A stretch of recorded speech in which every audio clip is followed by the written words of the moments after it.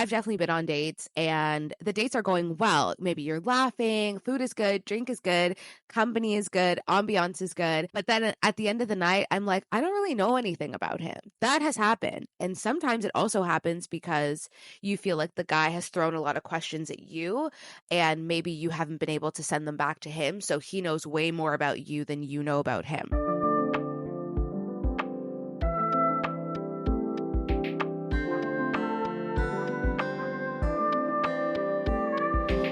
Happy Thursday and welcome back to the podcast. I hope you guys are all having an amazing morning or afternoon thus far, depending on when you're listening to this. First, before we get into anything, thank you for all the love. I've received quite a few DMs and messages on the podcast and just really positive, supportive feedback, and I'm super grateful. Be sure to rate the podcast, subscribe, and definitely send an episode to a friend that you think might enjoy it. The only way to spread the love is to share the show. I've gotten a lot of love recently regarding the podcast, and I'm super grateful. I don't take any of it for granted. It can easily feel like you're speaking into a black hole sometimes. So it's so nice when people kind of go out of their way to say, I like this, I love this, keep doing what you're doing. So thank you so much. I really appreciate all the kind words. It does so much for someone who's kind of putting their art into the world, so to speak.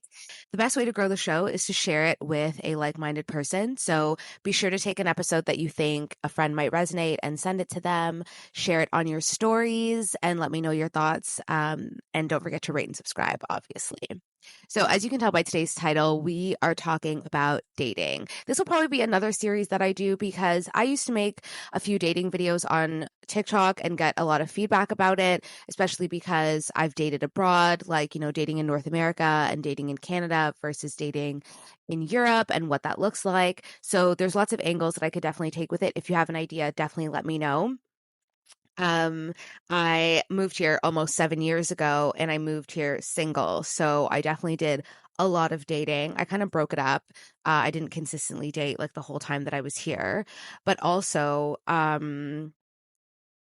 if you don't know, I did 50 first dates in 12 months and it was kind of like my little social experiment. And I documented a little bit of that on TikTok, but I intend to share more about it on the podcast and my entire experience.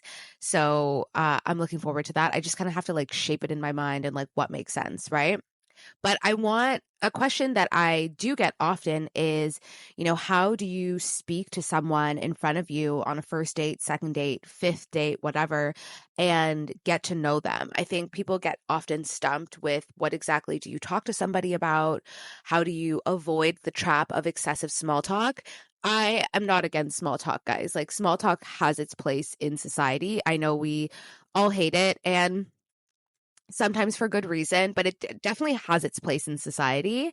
However, when you are looking to someone for a relationship, and that doesn't even necessarily mean an intimate relationship, it could also be a platonic relationship that you are looking to take seriously, you have to get around the small talk or you have to get through it very quickly. It's not something that should kind of be this elephant in the room for too long. Now, obviously, I can see one of my friends in London, and when I run into her, we're going to make small talk initially before we start to have a more meaty conversation. So it has its place. But when you are getting to know someone and you don't really have much to go off of, small talk can end up being like this goopy trap that you just can't seem to escape. I've definitely been on dates and the dates are going well. Maybe you're laughing, food is good, drink is good, company is good, ambiance is good. But then at the end of the night, I'm like, I don't really know anything about him. That has happened. And sometimes it also happens because you feel like the guy has thrown a lot of questions at you and maybe you haven't been able to send them back to him. So he knows way more about you than you know about him. So anyways, I want this episode to really start as like a beginning part for my girlies that are dating, going on dates that are either from apps or their friends are hooking them up. You're meeting someone through work and deciding to do a little 5 to 9 after the 9 to 5. These are questions that matter so that you can find out who he really is. And for my girlies in relationships, especially in the early relationships, I feel like these questions are also good because it can take your average conversation and give a little bit of depth to it. And who knows, even for my girlies that are married or in very serious long-term relationships, you might find that some of these questions you don't actually know what your partner would say, and use that as a prompt for your next date night. Okay, so let's go. We know that dating in your 30s is a different marketplace than when you dated in your 20s. Whether you had the uni experience or not, dating in your 20s is lighter, right? It's very social, it's very casual, it's kind of surrounded around fun, right? And there's nothing wrong with that. But in your 30s, in your mid 30s, maybe even late 30s to early 40s, dating takes a different shape. I still believe dating should be fun, and that is something I will probably make a different episode about, how sometimes women in our 30s, we get dating wrong. I think dating should definitely be fun, and I think it's an experience. It's what you make of it. You can sit there and say, oh my God, why do I have to go on another date? Where is my husband?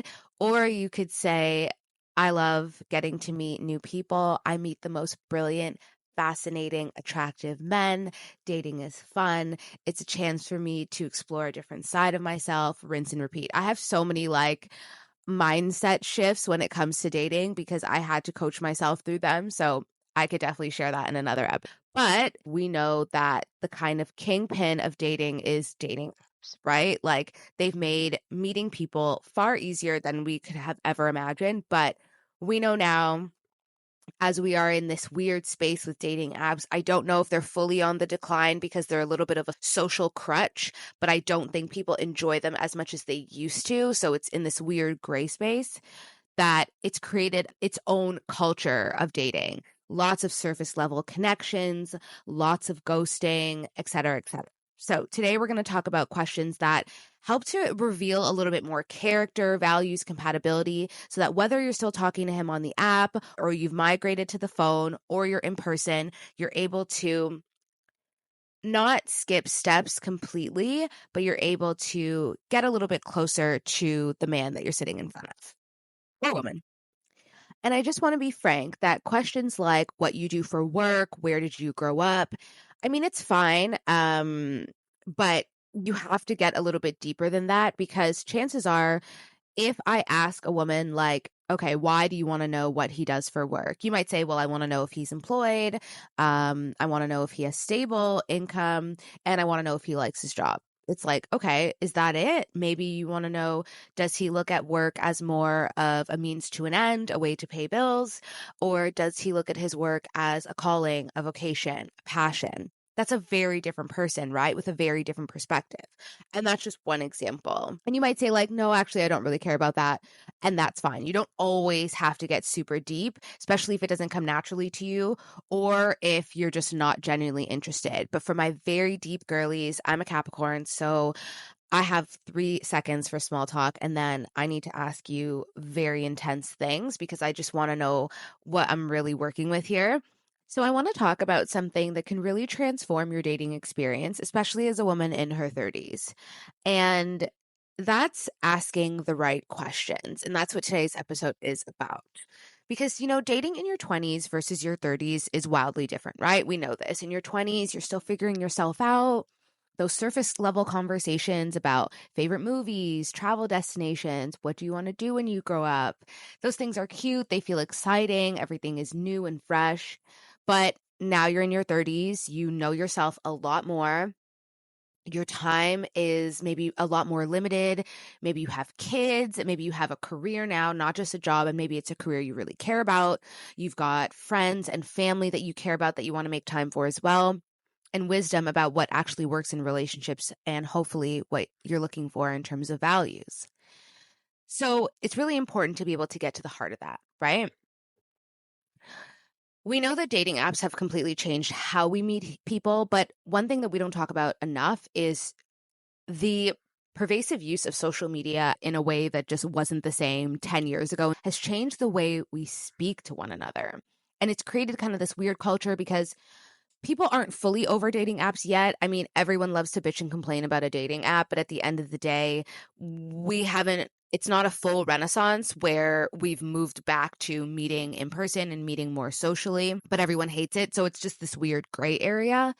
And it's like people genuinely forget to have genuine conversations that reveal character, compatibility, depth. It's like we're trying to market ourselves in a way that doesn't really work, I think.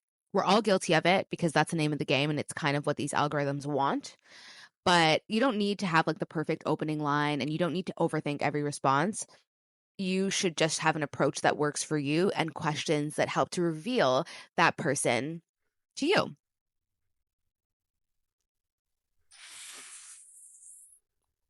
It's like we've forgotten how to have genuine conversations that reveal character and compatibility, and we're all guilty of it, right?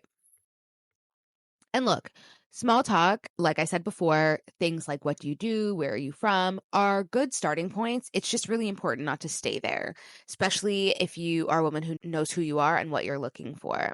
You want to know about his character, his career, his stability, but what if we added questions that reveal deeper aspects of character, deeper aspects of emotional intelligence, questions that show whether he's truly in the space for something steady and supportive. Maybe he's done a little bit of inner work. These questions help to just peel back the layer a little bit to give credentials to the man underneath. That's what this is about. Now, you might say, oh, I just want things to be natural. I just want things to be organic. I actually don't think we're saying anything differently. I think that having quality conversations with someone that you don't know, because remember, this person is a stranger. Don't forget that. I think is due course. I think that you're meeting in an unnatural, unorganic way, perhaps depending on who you talk to, and you're curious. And I think curiosity is a beautiful thing. I think it's an attractive quality for both men and women. That doesn't mean that you go into dates acting like you're on a job interview. That is a very unattractive quality for both men and women. I know women that do it, and I've been on the receiving end of men that have done it, and it's very jarring and very unattractive. So don't do that. Even if you have to sit on your fucking hands, girl, do not do that. Weave questions in, like the ones I'm going to share with you, into a conversation that feels natural. I also want to say that you don't have to get all of these questions right off the top, but you want to aim for, I would say, the first 6 weeks. If you are dating someone and taking them seriously, you like them, they like you guys seem to have a good vibe. And I say the first 6 weeks, whether that means you're seeing each other regularly, a few times a week, or you're only seeing them once a week. So 6 weeks, 6 dates, whatever works for you. But you want to make sure that whenever you are touching base with this person, whether it's through text, on the phone, or in person, that you are asking at least one high quality question so that you're starting to fill in the blanks on someone. So let's start with questions that are a bit lighter and set the tone. What are you excited about in your life right now? Okay, so let's go. Here are my 15 high quality dating questions to ask your guy in 6 weeks. So I've also kind of broken them down in categories. So we've got self-awareness and personal growth, emotional intelligence and accountability, family patterns and self-awareness, and relationship patterns and romantic values. I also just thought of something else that I think is super relevant. So I will add that one at the very end. See, it's just always coming to me. Crazy. Question number 1. What are you excited about in your life right now? So this really tells you a lot more about a person than, like, how was your day? Or, even like, what do you do? You're basically trying to find out if they have passion and momentum in their life. Are they enthusiastic about anything? Do they have goals? Are they just kind of going through the motions? I think it's really important to say that someone who really can't identify anything that they're looking forward to might not bring a ton of energy to the relationship either. Obviously, these are not like hard and fast rules, but it is something to think about. Like, I think about men that I've kind of sat in front of that have been a little bit more blah about their general disposition with life. They're usually blah in the relationship. Now, you could say, well, maybe the relationship is what is going to bring them forward and make them excited about their life right now. Yes, that is possible. And I know that sometimes that is a thing for women. I just don't know if it's the healthiest dynamic for you.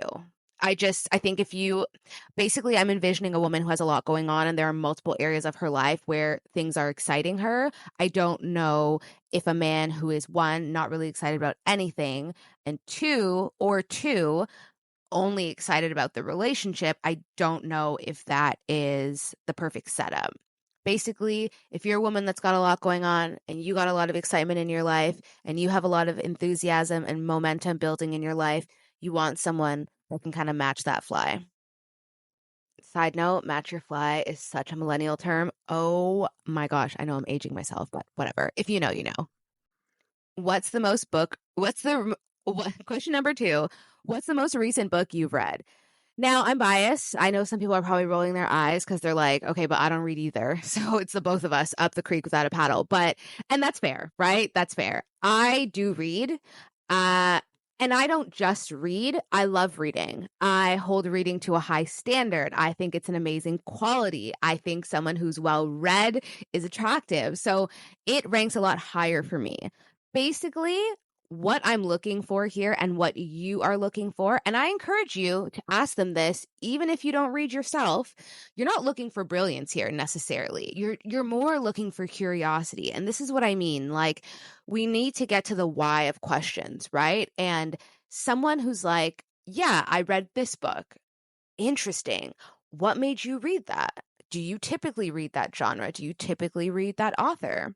Things like that. You're looking for curiosity. Are they interested in growing their mind? Are they open-minded? Are they expansive, willing to learn new perspectives?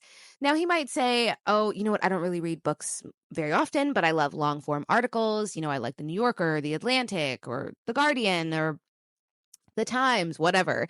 That's also a really good way to kind of check that pulse. Like, if he's like, oh, I don't really read books, it's like, okay, well, what do you read? What do you like to read? And if he's like, I don't really read at all, again, you can decide what that means to you, because then you can pivot to other things like, okay, well, how do you like to spend your spare time? Or when you're driving in the car, what do you typically listen to? Are you more of an audiobook person? Do you listen to music? If you're on the tube, how do you spend that time on the tube? He might say, oh, I grab the metro, which for those that are not in London, it's like the free newspaper. And it's like, okay, cool. There's something, right? The book and the media matters less. You're just trying to see if they can engage with ideas beyond social media and or TV. Whatever you're going to deduce from that is up to you. Question number 3, what has been your proudest moment? Now, again, this might be an emotional question for someone, or it might be a lot more lighthearted, but you want to pay attention to what they choose. Is it all career? Is it personal? Is it a mix of both? This reveals someone's values and basically what they prioritize as achievements. You could date someone whose proudest moment was a work promotion, or you could date someone whose proudest moment was helping their brother through a really rough time. Someone might say there's something to do with their children. You're basically just trying to see like what they choose. You can ask why, you can ask more probing questions afterwards. And what you also want to notice is if the person can even answer the question. And I would say that for all of these questions, like, you may notice, depending on how many times you're asking different people these questions, that sometimes people can't answer it. And I think that is also revealing in itself. Now, sometimes you just have a bit of brain fog and you're like, honestly, I have no idea.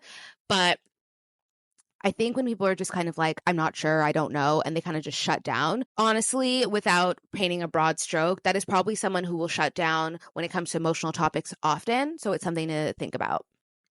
Category number 2, emotional intelligence and accountability. Question number 4, when was the last time you apologized and what was it for? This is great. And also, as a woman, make sure you can answer this question for yourself. So obviously, it's gold for seeing if they take responsibility and accountability for their actions, how they handle being wrong. No one hates to be wrong, right? Like that, all of that grates all of our egos to the high heavens, right? You want to look for someone to say, I can't remember, or even worse, well, I don't know if it's worse, but being able to answer it, but then deflecting, like, oh, I said sorry for this, but XYZ. There should be no buts, right? If you were wrong and you apologized, you should be able to be like, yeah, I apologize. I really fucked up.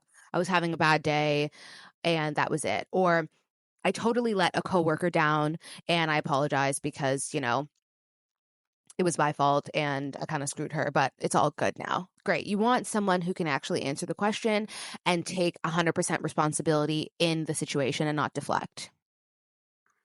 Question number 5. When did you last cry in front of another person or alone? So this is a really good question, and it's definitely going to catch a man off guard. Unless he's maybe more on the sensitive side, it's definitely going to catch him off guard. And sometimes I just like to just throw random stuff at a guy and just see how he reacts, because why not? This is what I mean by dating is fun. It's like, how are you guys not having fun? Like, sometimes I'm just saying wild stuff and just like gauging their reaction. The reaction is like the best part, and not like insulting stuff, but just throwing it out there. Like, maybe he's been on a lot of dates this week too, and he's answered the same questions 5 times. So I got to be different, But when did you last cry in front of a person or alone? Obviously, this is about emotional openness and being comfortable with vulnerability. You might be like, oh, I don't want to know that. That's like too personal, or I don't want to share. And that's fine. But you do want a man that can access his emotions, right? Most women I know can access their emotions, like all different ranges. So I want a man that can access his emotions too, because we all have them. We're both human. And I know that you have them. Men feel sadness, men feel grief. Some men are more sensitive than others, et cetera, et cetera. So I want to know that you can kind of feel that. And one of my favorite sayings, and I really don't remember who it's from. If you do remember, please message me.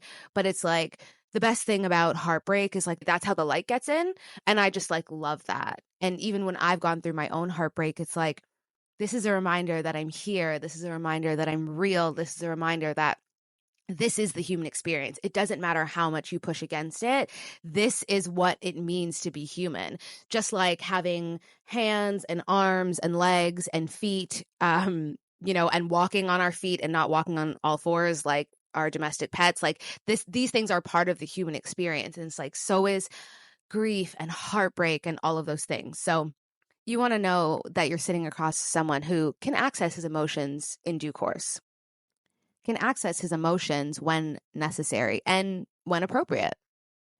And obviously, with the crying question, you want to know, you're looking for any kind of toxic masculinity, like, nah, I don't cry. Like, yeah, things like that. Oof, I mean, that's like highly unattractive. Like, I think if a guy was like, I don't cry, it's like, oof, like, I just know that like this is just not going to work, because not only do you not cry, it's also just like, if you don't cry, which means you actively go against this experience that, again, is a human experience. And fun fact, crying is just our body self-regulating. How will you be able to hold space for me? Because one thing about me is I'm a cry. So yeah. Question number 6. What was the hardest decision you've ever had to make? So of course, you want to know a man's decision-making process. Fun fact, fellas, the women want you to make decisions. They want you to think about the decision. They want you to weigh the pros and cons, and they want you to make the decision. The girls want to turn off their brain. So how do you know that you're with a man that you can turn your brain off of without investing X amount of time? How does he make decisions? Can he make hard decisions? Can he make them quickly? Does he need help? What's his decision-making process? And this is something that any man that's employed, especially at a career level, does every day. So I think that this is a really good question to ask, especially if you are looking at this man as a potential long-term partner, as a potential cohabitating partner. You want to see their decision-making process, what they struggle with morally, ethically, maybe financially. You want to listen for decisions that require sacrifice, putting values above convenience. These things are really important. I think most men who answer this question will probably relate it to something at work. And that's neither here nor there. It could be that they typically have to make harder decisions at work, especially if you're dating someone that is managing people. And if they do, and you maybe don't like the answer, are neutral about the answer, or even satisfied with the answer, I encourage you to pivot off of that and ask them, when was the last time they made a hard decision in their personal life? I think that's a really good discussion point. Category number 3, family patterns and self-awareness. Now, we all know we come from a family either blended, biological, constructed. We all come from somewhere, and it 1000% affects the way we do relationships. So how can we not talk about it, right? Question number 7. If you could change anything about the way you were raised, what would it be? Now, again, this one is maybe a little bit deeper for some people. Some people might answer it really easily, like, oh, I wish that my parents didn't raise us in a rural environment. I wish that we were raised in the city. I feel like it would have gave me more street smarts, and, I would have a bit more resilience or whatever. For example, I grew up in suburbia, which comes with its own blessings and excitement and safety and all of that. Well, I guess depending on who you talk to, depending on your level of suburbia. But in my opinion, I grew up in suburbia, wide roads, lots of greenery, riding a bike on a sidewalk, not on the street. That was like a big thing for me when I lived in the city. Like, wow, so we're just not riding bikes on the sidewalk anymore? Like, crazy. That's like so dangerous. Like, that's what I thought. Never seeing homeless people. That's also a privilege and, a shelterization, not a word, of suburbia. And one thing I wish I had growing up was that I lived in the city. I felt like when I did meet city kids, they were way more street smart than I was, way more independent. And it's something that I notice in London. I've got friends that are 5, 6, 7 years younger than me, and they're so independent and they're so wise for their age. And I attest a lot of that to being city kids. So it might not be a very heavy question for someone, but it could be, right? So what you're looking for is self-awareness, how they recognize that their upbringing did shape them. You want to be very wary of people who almost feel like their parents had no effect on them, because it's just not possible. Like, you are not that special. You are not that one human that your parents had no effect on you. It's just not possible. Now, you could have the opposite effect, like, hey, everything my parents did do, I made sure to not do. But you want to be able to talk to someone who can make that connection. Again, with this one, I'm actually not going to hold it against someone if they feel like there's nothing that they would change, because you don't want to force an answer out of someone, right? Because someone might be like, honestly, I loved what my parents did. Like, sure, there are things that could have been different. Maybe we could have had more money or whatever, but I think it's okay to not necessarily have an answer for this question. You're just looking for thoughtfulness and maybe the ability to critique without bitterness. I think that's really huge. At the end of the day, at our age, this is something, talking to my 30s and 40s plus, at this age, you should be able to look at your parents with even a sliver of sympathy. And if you can't do that at this age, it is a little bit concerning and just maybe shows that you have a little bit more work to do. So I don't know if you guys can hear, there's a little bit of like construction outside. I have the window open. So I'm really hoping you can't hear it. So yeah, if you can, I'm so sorry. Okay, question number 8. What's one thing you would do differently than your father? And if you are a man listening to this and you were talking to a woman, what is one thing you would do differently than your mother? Basically, you want to see their relationship, right? And this is better than just saying, how's your relationship with your mom? How's your relationship with your dad? It's like, good, it's okay. You want to dig deeper. And that's why these questions are not yes-no questions. They force someone to kind of dig deep and be thoughtful. You want to reveal the intention. Basically, you're trying to see their relationship with the male role models in their life and the conscious choices about masculinity. What's important to notice is if they're unable to identify differences or if they're extremely negative without any type of like resolution or common ground. I think that would be really hard. Listen, I know that everyone's experience is different and everyone's childhood and family dynamics are different.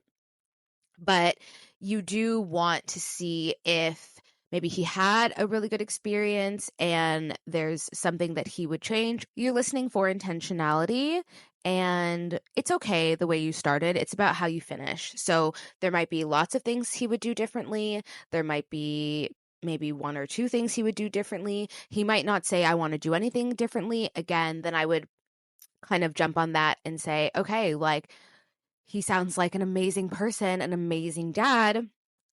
Maybe I should be on a date with him. Haha, just kidding. What were the top 3 things that he did so well? You're just looking for thoughtfulness, intentionality, and that's the common theme with all of these questions. Question number 9, who are you most like in your family and least like? Again, you're looking for understanding of their family dynamics and self-perception. You want to listen for self-awareness and their ability to see both the positive and negative traits that they've inherited. I'm most like my mom. She is really funny and the life of the party. And I'm also most like her in the sense that she's highly sensitive and I'm highly sensitive too. Whatever. Category number 4, relationship patterns and romantic values. Question number 10, what would constitute a perfect date for you? This is a fabulous question, and I think it's definitely one of the more lighthearted ones. Honestly, I would ask this on the first date. I think it's a really good way to get to know someone in like a non-quote unquote invasive way. You're looking for priorities, you're looking to see whether your lifestyles align, and I'm going to put an asterisk on lifestyles because I actually think that is the biggest hack for dating, is dating with lifestyle in mind, especially if you're dating someone long-term or if you're looking to date long-term. And it's something I realized several years ago, and I actually saw a TikTok on it recently, and I thought to myself, I'm really glad that this idea is spreading because I think that is the appropriate way to date. And I'm going to jot it down now because I actually think I would make a whole episode on it because it's something I'm really passionate about and I think it's what makes sense. But anyways, if their perfect day involves waking up at 11 a.m., going for brunch, coming back home, playing video games for 4 hours, then meeting their friends to watch the Eagles game, maybe that is what you're looking for. Maybe it's not. I think that these are really important things. Maybe their ideal day consists of, waking up at 5 a.m., cold plunging, then doing a sauna, then going to the gym, then going for a hike, then playing a round of golf, then coming home and doing yoga. You know what I mean? Like maybe that might not work for you either. So I do think that it reveals priorities. So I do think that this is a really easy and fun question, and you should also think about what that looks like for you. I also think you should listen for what is their idea of happiness, and does that include space for you and your needs? Like, is he thinking that a perfect day would involve doing something with a woman, might not be you, but just in general? You're looking for too much mention of sex. I think that is a really good, it's such an ick when men talk about sex, especially too early. I think in a general way that's fine, but if it kind of like leads there and then stops there, like, oh, I would wake up late and like have sex and then just see where the rest of the day goes. It's like, that's not very thought out. And that's a big ick. So I think you want to look for things like that, and you should also have an answer for yourself. Question number 11. This is an OG of mine, and it's one of my favorite questions to ask a man. What is the most romantic thing you've ever done for a woman? Guys, I used to ask this on dates all the time. First date, second date, I didn't even care. Like, this is a great question. I love this question for all of my lover girls out there, all of my romantic people out there. You need to answer this question. I will say I've had a few men pivot it back to me, which one I think is an ick, two I think is lame, because romance for a woman is not the same as romance for a man. I listen. I don't make the rules, but I know sure as fuck how to play the game. Romance for a woman is not the same as romance for a man. What men value is not the same as what women value. This is a real thing, right? Because if I ask 50 women on the street, like, what's a small romantic gesture a man could do for you? They're probably going to answer one of few things, like take something off my plate, like, take the kids all day, make sure they're safe, make sure they're fed, and bring them back, in the middle of never. Not really, but really. If you've got kids, if you don't have kids, you might say, do something for me, which again, same thing as the first answer, but you don't have kids. So clean your house, detail your car, whatever. Cook you a nice meal, book a vacation. Again, doing something for her, right? She's just thinking, she doesn't have to think of something nice. You've already done it for her. We might say flowers, love letters. I think those are all things men might enjoy. But if I ask a man what is something your woman could do for you in a romantic sense, one, I think a lot of them would be stumped. And two, I just don't think they would answer like that. I would have to really think about what they would answer because, like, outside of sex, I honestly don't know what they would say. But that's what they like. What a woman wants, like, there's so many options, right? Like, and when people say like men are relatively simple, I do believe that.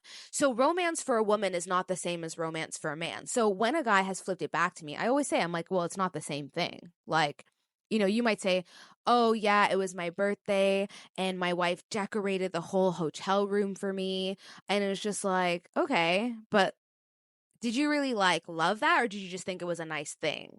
Because I know if a girl's having a bad day and she comes home to her favorite flowers on her dining room table, she might burst into tears.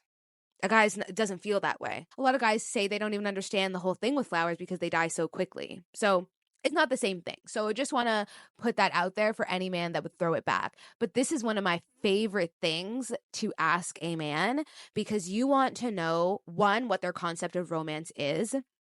Two, say it with me, spell it with me, EFFORT. We are all about the effort. And how much effort are they willing to make their babes happy? You want a man that is going to go above and beyond to make his babes happy. This is what girls want. I'm so sorry. Again, I don't make the rules, but I sure as fuck know how to play the game. That is what you're looking for. Obviously, you're looking for generic answers or really just nothing insignificant to share, which I've had both. I've had men say, oh, I took her to Paris for the weekend. It's like, okay. Like, and someone could say that's highly romantic. But again, a man with lots of means living in London, taking his girl to Paris for the weekend is not the most romantic thing under the sun because you just get on the train. It's a very easy thing to do. Context is everything. If I was on a date with a guy in Miami and I was like, what's the most romantic thing you've ever done for a woman? And he's like, I took her to Paris for the weekend. It's like, okay, now we're cooking. Like, that is a lot of effort. So, I just want to make sure there's nuance and context to everything. You're looking for, like I said, or nothing significant to share. And it's just like, ugh. And I've seen that, like, oh, I don't really know. And it's just like, ugh. Like, it's not good, guys. Like, it's not good. And if you're a man listening to this and you haven't done anything romantic for your woman lately, stop that. Stop that right fucking now. Oh, and if you are a man and you're listening to this, make sure you're doing romantic things for a woman that she actually likes. If she doesn't give a fuck about flowers, don't buy her flowers. If she doesn't give a fuck about you making a home cooked meal, don't do that. Take her out. Like, make sure you're doing what she actually wants, not what you think she should want. Key. Question number 12. What's the best mistake you've ever made? I love this. I will admit this is hard for me to answer because I really struggle with this, but it works as a great question because you want to see if someone has resilience, the ability to see growth in their setbacks, open-mindedness. Do they have the power of pivot running through their bones? Very, very important. And also, big dick energy for a man. Very attractive. What you're looking for also is the ability to reframe negatives and learn from their experiences. You're looking for any type of answer, and then you can kind of go from there. Again, you're looking for depth. If they don't have it, this question could probably reveal that. Now, if they can't answer this question, but they can answer others, that's fine. It's not an immediate bin, but it is a really good question. If you're with a guy who's really got something cooking upstairs. Question number 13. For what in your life do you feel most grateful? I think this is a really nice question. It really reveals their capacity for appreciation and what they truly value. You want to listen to things like, is it only material possessions? Is it relationships? Is it experiences? Is it their health, their family? This is a really good way to test someone's depth. Their level of gratitude. Do they look at things micro versus macro? Someone could say, honestly, I'm just really grateful for this cup of coffee. And, that shows me someone is able to be super present, which is a very attractive and inspiring quality. You're looking for depth and you're looking for their capacity to hold a lot of space. And you're looking for their capacity to hold gratitude and see it in maybe the most niche of things or in the most obvious of things. Question number 14. If you had to walk into a room full of everyone you've ever met, who would you look for first? I love this question. I think it's so revealing and telling to a deep relationship that they have. Who do they look to like in a moment of like not necessarily stress, because I don't think that's stressful per se. I know some people would be like, I would be very stressed if I walked into a room and saw everyone I know. And then maybe there's like politics involved, like maybe, oh, I would walk to my wife first or my best friend, but I would be looking at my parents or whatever. Like, I just think it's a fun kind of out of the box question. I know for me, if I walked into a room of everyone I knew, who would I look to first? I would look to my niece and nephew. I love them. They get the first hug, the first kiss. And then I would probably like hug Chanel because she'd be behind them, like she would be near them, and then whoever's around, and then I would make my way across the room. But if my niece and nephew was not there and it was like just adults, I would look to my parents. Like I would look to them first. So I think it's just like a cute and funny question. And then you could ask why. Like, why would you go to them first? And the reasoning is just as good as who they chose, because they might go, oh, well, if I didn't go to my mom first, she'd be pissed. But really, I would want to go to my best friend. You know what I mean? Like, I think that would be really interesting. The reasoning behind the choice is definitely more interesting. It's definitely just as interesting as the specific person. Question number 15. This is one of my OG questions as well, and it used to really throw men off in a good way. Well, I think it was in a good way, but it used to really throw them off on dates, and it was something that I used to ask on the first date, especially if they've been married. Tell me your favorite thing about your ex-wife. You can ask it for a significant ex as well, like if they say, oh, I was in a relationship for 7 years, 5 years, 4 years, whatever. Also, side note, little asterisk side note, if you were on a date with a man, you're in your 30s, and he's telling you about a relationship that he was in, serious relationship for 2 years plus, 2 years, 3 years, 4 years, 5 years, whatever, your absolute follow-up question to that is, why didn't you propose? Or maybe less combative is you can say, did you propose? No, we were thinking about it. No, we didn't. I would ask why. It's very telling if you are someone who's marriage minded and you are interested in that, and you are on a date with a man who's 34 years old and he tells you that he was in a relationship for 4 years, for 3 years, 5 years. Did you propose? No. Why? Very telling, because you need to know, like maybe he wasn't ready. If you weren't ready, why did you stay? Maybe he wasn't ready. Maybe she wasn't ready. Did you guys live together? What was the level of commitment in the relationship? And you might inquire in a friendly way, obviously. You're not interrogating someone. And it's important to note that you're just interested, right? You seldom come across people who have been around, who have been dating someone in their 30s for a significant amount of time, but didn't want to settle down. Were you two both happy with the way things were? Or did she want something that you didn't? Or did you want something that she didn't? This is very, very telling. You would be surprised what men will sit down and tell you, and you can use that information for yourself. I definitely sat down beside one guy who dated. I definitely had a date with one man who was in a relationship for 7 years with someone he loved. He was like, I loved her. I proposed to her. And I was like, what happened? And he was like, her family was racist. And I don't think she would have ever married me knowing that her family was racist. And I'm just looking at him and I'm like, so you proposed to someone who comes from a racist family? That is so crazy to me. Very crazy. If you guys think I'm crazy for that, please tell me. But I think that's just wild as fuck. Like, so you were going to, anyways, the point is these questions are revealing, and I'm not just talking out of my ass. I've asked them myself, and they are in fact revealing. So I want to know your favorite thing about your ex-wife. The biggest thing you're looking for here is if someone cannot answer the question. I've seen men stumped with this one, okay? Like looking to the heavens above for an answer. Not a good sign. They have to be able to answer the question. You were with this person for X amount of years. Surely you have something that you liked. The best men are the men that can answer and answer very quickly. She was really hot, pretty shallow as fuck answer, but I'll take it. I've had men say she was very funny.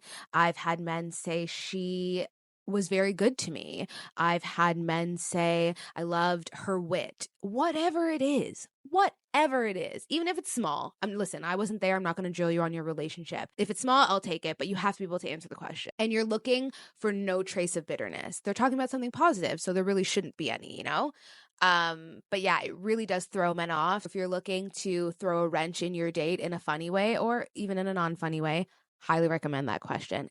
And If you are in a relationship and you have been for a while, ask your man anyways. If it's a boring Wednesday afternoon or a boring Friday night, just throw that one in there.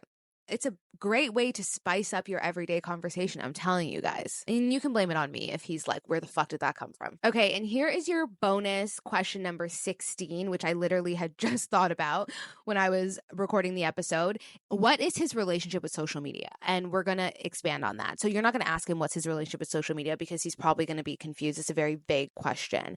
And I highly recommend that if you are talking to someone and you're looking to get to know them better, do not ask vague questions. They lead nowhere and you still end up having questions. So don't do that. You want to ask questions with as much specificity as you're looking for without coming off aggressive or too interviewee. My question is, what you're trying to figure out is if he listens to any podcasts or watches any YouTube channels. So you don't want to say, do you watch YouTube? Yes. Who doesn't? Not a good question. Do you listen to podcasts? No, I don't listen to podcasts. Again, could be lying. Don't want to take that. What you want to say is, oh, I listen to the Sage Sorority podcast, shameless plug, and it's one of my favorites right now. What podcasts do you listen to? Or an even better one is, what are your favorite podcasts? You want him to answer because most people would be like, oh, my favorite podcast is XYZ. Now, no judgments, but let's be real. In the age of Andrew Tate and Joe Rogan, you want to know if he is a loyal listener or a listener at all. You want to know, is he a Dr. Umar fan? You want to know. These are very important things. Women, you have to try and protect yourself at any given moment, unfortunately. So you want to know if you're sitting in front of a fucking idiot. And yes, I am judging you if you religiously listen to what any of those men have to say. Clear judgment, red stamp judgment, okay? YouTube, its own cesspool of stupidness. Again, you lead with giving information. I love the Sage Sorority on YouTube. Please go subscribe. Love you so much. Thank you. What are your favorite YouTube channels? You want to know. You're trying to peel back the layer and you're trying to do it in a smart, thoughtful, salesy way. I worked in sales, so I feel like answering leading questions is like in my DNA because if I want to know something, I don't even get trapped by the yes or no or the vagueness. I'm going to go straight for the jugular, and that's what I'm encouraging you to do. So that's just like my little bonus question, which is so crazy because I remember not even having to think about things like that, or when we were all on YouTube just watching really innocent stuff. But there is its own subculture on YouTube that is inherently evil and harmful to women. So stay woke. You need to know if any guy that you're associating takes those things and is adding to their subscriber count and adding to their view count. Very important. So those are my 15, with the bonus, 16 questions. Obviously, I'm not suggesting that you sit down with this list and interrogate your date. It's very unattractive. Do not do dates like a job interview. But the key is to weave these questions naturally into conversation when it feels natural, when it feels flowy. You can also weave it into your text message conversation. Feel free to share your own first to create that air of vulnerability. Like if I share, you share, but you don't always have to. You're not looking for perfect responses, ladies. You're just looking for things like, can they access their feelings? Can they articulate what they're feeling? Do they take responsibility for their actions? Are their priorities and lifestyle compatible with yours or where you're looking to go? How do they communicate under pressure? How do they handle pressure? How do they handle decision making? These are key things, especially for my ladies out there that know they want a protector and a provider first and foremost. Key questions. You want to know what kind of man is in front of you. Pay attention to defensiveness, blame shifting, the inability to be vulnerable. Key things. These patterns don't magically appear and they don't magically disappear when someone falls in love with you. If he's not vulnerable today, he's not going to be vulnerable 10 years from now. It's just not in his DNA. It's something that he has to do on his own time. That timeline might shape up with yours. It might not. I literally just saw a podcast the other day of a woman saying, I thought if I married my very avoidant boyfriend, that would essentially disappear in marriage. And now she's like, and now my marriage feels like a situationship. Like, what? Oh my goodness. Like, terrifying. So trust me when I say these things don't just disappear. Is it the man in front of you that you like? Because that's the only man you have. There is no man that exists. The man in your head does not exist. It's a man in front of you. I will literally say that from now until the cows come home. Dating in your 30s is not about finding someone that's perfect, because you're not perfect. It's not about finding perfection, but it's about finding the yin to your yang. I love that because I love the curves on the yin and the yang and how they just shape up so perfectly. That is what it's about. Side note, if you are a millennial like me, remember when like the yin yang was everywhere in the 90s? Like insane. People were getting tattoos of that. Wow, what a time. Anyways, these questions help for you to discover what actually matters. Character, EI, the whole point of these questions is to help you kind of find out what actually matters, right? And who you're actually sitting across from. Character, emotional intelligence, compatibility, values, willingness to be vulnerable, lifestyle, like I harped on before, and I will continue to. And that's what I want for you. I want you to be able to get closer to whatever answer that is quicker without necessarily jumping steps, but just making sure that you're being intentional with the way you communicate with someone that you're trying to get to know. I hope that this helps. Let me know if any of these questions you agree with, disagree with, or if there's other questions that you think are really key that maybe I missed. Message me on at the Sage Sorority on Instagram. That's where I'm most active, so you guys can find me there. And remember, you deserve someone who can answer these questions just as thoughtfully. You deserve someone who can answer these questions thoughtfully and who's just as interested in your answers. That's another thing in dating. Like, you want to be sitting across from a man who's just as curious about your answers as you are about his. Although I've had experiences where I sit in front of a man and I'm like, wow, I know nothing about him. I've also had experiences where he does all the talking and he knows nothing about me, and neither is good. You want a effortless conversation that pivots back and forth. This should be like a tennis game. I serve. This should be like a back and forth that makes sense, right? I catch, you receive, I receive, you catch, so on and so forth. And if you are going to use these questions on your next date, definitely let me know. Share this with a friend who is in her dating era right now. We're all in this together, single or not. So I want to share the best stuff with you guys so you guys can find your way through the other side. Thanks for listening, guys. Don't forget to rate, subscribe, and share the show with a friend. Thanks for listening. As always, have an amazing week. Enjoy your Thursday, and I will talk to you guys next week. Bye.